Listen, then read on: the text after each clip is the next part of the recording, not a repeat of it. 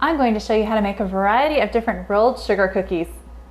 The last type of cookie cutter I'm going to show you how to use is a cookie stamp.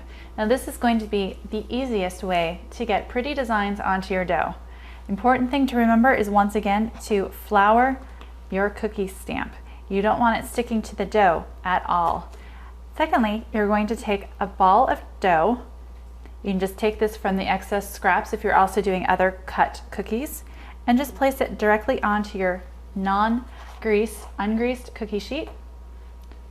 And then you're going to press down with the stamp.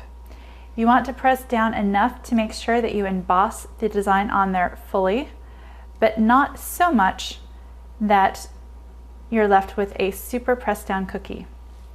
Sometimes it's going to take 1 or 2 tries before your press is going to fully leave an imprint without sticking to the dough. Also, once again, depending on how sticky your dough is.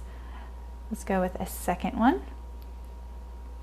And for this one, once you brush away some of the flour, you can see the snowflake design that has been pressed into our ball of dough. You want to try and keep your cookies about the same thickness, so make sure that when you're making your ball of dough, you don't take too much of it. And we're going to imprint this. And you can see with each one, you're getting a little bit better of a design from the press.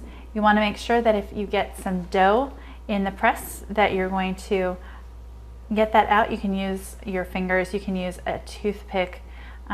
You want to make sure also it's not getting too much flour in there to leave a better imprint.